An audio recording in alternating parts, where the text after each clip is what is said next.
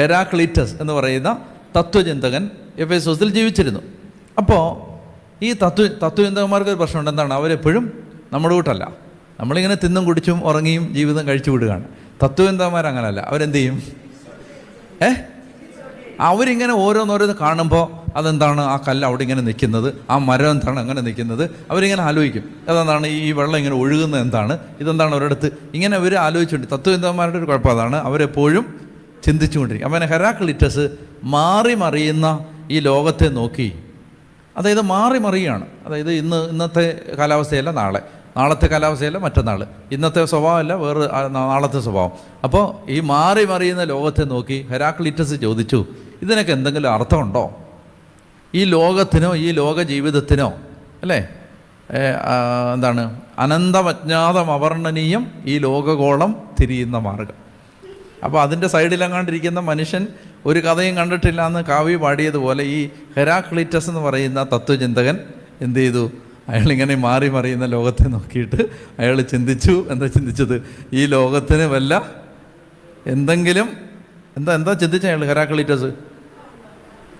ഇതിനൊക്കെ എന്തെങ്കിലും അർത്ഥമുണ്ടോ അയാൾ ചിന്തിക്കുകയാണ്. അതാണ് കുറേ പേര് ഒരു കൊച്ചു ജനിക്കുന്നു, അത് കിടന്ന് കാറുന്നു, പിന്നെ കുറച്ച് നേരം കഴിയുമ്പോൾ അത് വളരുന്നു, പിന്നെ അത് കഴിഞ്ഞ് അത് കുളിപ്പോകുന്നു, അപ്പോൾ അത് കുറേ അടി വാങ്ങിക്കുന്നു, പിന്നെ കുറേ പരീക്ഷ എഴുതുന്നു, കുറേ മുട്ട വാങ്ങിക്കുന്നു, പിന്നെ അത് തിരിച്ചു വരുന്നു. നിങ്ങളൊന്ന് ആലോചിച്ച് നോക്ക്. എനിക്ക് നേരമില്ല, ഞാൻ അത് പറഞ്ഞിട്ട് നിർത്താം. ഹെരാക്ലീറ്റസ് ഒക്കെ നമുക്ക് പിന്നെ പറയാം. അതായത് നിങ്ങൾ ആലോചിച്ച് നോക്ക്, എന്തോരം നമ്മൾ ടെൻഷൻ അടിച്ചിട്ടുണ്ട് സ്കൂളിൽ പഠിക്കുന്ന സമയത്ത്. എനിക്കത് ഓർക്കുമ്പോൾ വിഷമാണ്. വല്ല ഗുണമുണ്ടായോ? അതുമില്ല. എന്തോരം, അതായത് ഈ പരീക്ഷയ്ക്കെല്ലാം മുമ്പ് എന്തോരം ഭ്രാന്ത് പിടിച്ചിട്ടുണ്ട് നമ്മൾ. എന്ത് വയറുവേദന എടുക്കുന്നു, നെഞ്ചുവേദന എടുക്കുന്നു, നമ്മൾ വെപ്രാളപ്പെട്ടിന് കൈ വല്ല ഗുണമുണ്ടോ? എന്തെങ്കിലും ഗുണമുണ്ടായോ? വെറുതെ ടെൻഷൻ അടിച്ചല്ലാതെ. ഹെരാക്ലീറ്റസ് ആലോചിക്കുകയാണ് ഇതിനകത്തൊക്കെ എന്താണ് അർത്ഥം. ഹെരാക്ലീറ്റസ് എന്ന് പറയുന്ന ആ തത്വചിന്തകൻ മാറി മറിയുന്ന ഈ ലോകത്തെ നോക്കി അദ്ദേഹം ഒരു ചോദ്യം ചോദിച്ചു. ഈ മാറി മറിയുന്ന ലോകത്തിലെ മാറി മാറി വരുന്ന യാഥാർത്ഥ്യങ്ങൾക്ക് എന്തെങ്കിലും അർത്ഥമുണ്ടോ? ഹെരാക്ലീറ്റസ് ചോദിച്ച ഫിലോസോഫിക്കൽ ക്വസ്റ്റ്യൻ ഇതാണ്. ഈ ലോകം ഒരു ഫ്ലക്സാണ്, ലോകം ഇങ്ങനെ ചേഞ്ച് ചെയ്തുകൊണ്ടിരിക്കുകയാണ്. അപ്പം ഇങ്ങനെ ചേഞ്ച് ചെയ്യുന്ന ഈ ലോകത്തിന് നിലനിൽക്കുന്ന എന്തെങ്കിലും അർത്ഥമുണ്ടോ? അതായത് വസന്തം ഗ്രീഷ്മത്തിനും, ഗ്രീഷ്മം ശിശിരത്തിനും, ശിശിരം ഹേമന്തത്തിനും ഒക്കെ വഴി മാറുന്നു. കാലപ്പകർച്ചകൾ, ഋതുഭേദങ്ങളുണ്ടാവുന്നു. മനുഷ്യൻ്റെ ജീവിതം മാറി മറിയുന്നു, കാലാവസ്ഥ മാറുന്നു, ഒന്നിനും ഒരു നിലനിൽപ്പില്ല, എല്ലാം ക്ഷയമാണ്, എല്ലാം ക്ഷണഭങ്കുരമാണ്. അപ്പോൾ അങ്ങനെയുള്ള ഈ മാറി മറിയുന്ന മായാലോകത്തിൽ എന്തെങ്കിലും നിലനിൽക്കുന്നതുണ്ടോ? എന്തെങ്കിലും അർത്ഥമുണ്ടോ? ഹെരാക്ലീറ്റസ് ചോദിച്ച ചോദ്യം അതായിരുന്നു. അപ്പോൾ അദ്ദേഹം ചോദിച്ച ചോദ്യം ഇതാണ്: ഈ ലോകത്തിന് എന്തെങ്കിലും അർത്ഥമുണ്ടോ? ലക്ഷ്യമുണ്ടോ? ക്രമമുണ്ടോ? യുക്തിയുണ്ടോ? അദ്ദേഹം ചോദിക്കുകയാണ്, ഈ ലോകത്തിന് എന്തെങ്കിലും whether there is any meaning to this changing world, എന്തെങ്കിലും അർത്ഥമുണ്ടോ? അപ്പോൾ ഒന്ന് അദ്ദേഹം ചോദിക്കുകയാണ്, ഇതിന് എന്തെങ്കിലും അർത്ഥമുണ്ടോ? മീനിങ് എന്താണ്? ലക്ഷ്യമുണ്ടോ? ഇതേതെങ്കിലും ഒരു ലക്ഷ്യത്തിലേക്ക് യാത്ര ചെയ്യുന്ന ലോകമാണോ? മറ്റൊന്ന് അദ്ദേഹം ചോദിക്കുന്നത്, ഇതിനൊരു ഓർഡറുണ്ടോ? പിന്നെ അദ്ദേഹം ചോദിക്കുകയാണ്, ഇതിനൊരു ലോജിക്കുണ്ടോ? ഈ ജീവിതത്തിന്, ഈ ലോകത്തിന് എന്തെങ്കിലും ഒരു ലോജിക്കുണ്ടോ? അതായത് കുറച്ച് പേര് ജനിക്കുന്നു, വളരുന്നു, ജീവിക്കുന്നു, കുറേ കലഹിക്കുന്നു, കുറേ പഠിക്കുന്നു, ജോലി കിട്ടുന്നു, കല്യാണം കഴിക്കുന്നു, മക്കൾക്ക് ജന്മം കൊടുക്കുന്നു, അവരെ കല്യാണം കഴിപ്പിച്ചു വിടുന്നു, പ്രായമാവുന്നു, മരിക്കുന്നു. ഇതിങ്ങനെ നടന്നുകൊണ്ടിരിക്കുകയാണ്. അപ്പോൾ അദ്ദേഹം ചോദിക്കേണ്ടത്, ഇതിനെന്തെങ്കിലും ലോജിക്കുണ്ടോ? അപ്പോൾ ഈ വാക്കുകൾ നമ്മൾ ഓർത്തിരിക്കണം. ഹെരാക്ലീറ്റസ് ചോദിച്ച ചോദ്യങ്ങളിൽ, അതായത് ഒന്ന് മീനിങ്, ഈ ലോകത്തിൻ്റെ മീനിങ്, അർത്ഥം. രണ്ടാമദ്ദേഹം ചോദിക്കുകയാണ്, ഈ ലോകത്തിൻ്റെ എയിം, ഒബ്ജക്റ്റീവ്, ലക്ഷ്യം, ഡെസ്റ്റിനേഷൻ. മൂന്നാമതായിട്ട് അദ്ദേഹം ചോദിക്കുകയാണ്, ഈ ലോകത്തിൻ്റെ ഓർഡർ, ക്രമം. നാലാമതായിട്ട് അദ്ദേഹം ചോദിക്കുകയാണ്, ഈ ലോകത്തിൻ്റെ യുക്തി, ലോജിക്. ഇങ്ങനെ എന്തെങ്കിലും ഉണ്ടോ?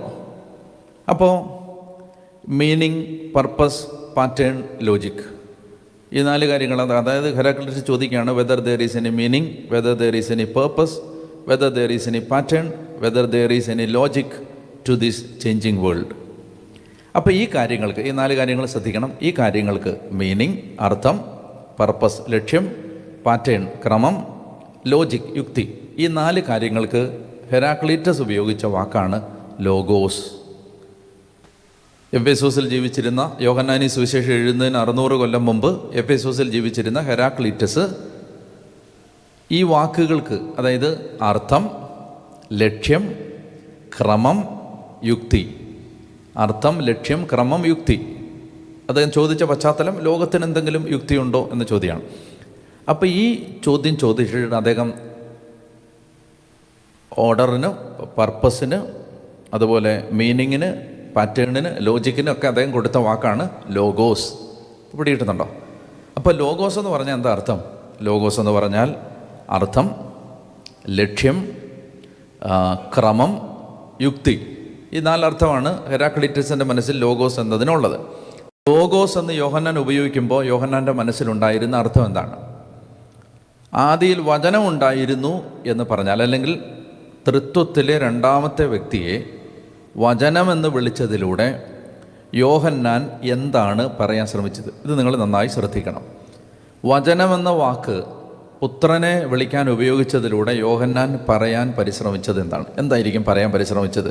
അതായത് മാറി മറിയുന്ന, നിലനിൽപ്പില്ലാത്ത, അർത്ഥമില്ലെന്ന് തോന്നുന്ന, ലക്ഷ്യമില്ലെന്ന് തോന്നുന്ന, ക്രമമില്ലെന്ന് തോന്നുന്ന, യുക്തിയില്ലെന്ന് തോന്നുന്ന ഈ ലോകത്തിൽ എന്തെങ്കിലും ലക്ഷ്യമുണ്ടോ, അർത്ഥമുണ്ടോ, ക്രമമുണ്ടോ, യുക്തിയുണ്ടോ എന്ന് നിങ്ങൾ തിരയുമ്പോൾ ഈ മാറി മറിയുന്ന ലോകത്തിൻ്റെ അർത്ഥം ഒരു വ്യക്തിയാണ്, ലക്ഷ്യം ഒരു വ്യക്തിയാണ്, ക്രമം ഒരു വ്യക്തിയാണ്, ലോജിക്ക് ഒരു വ്യക്തിയാണ്.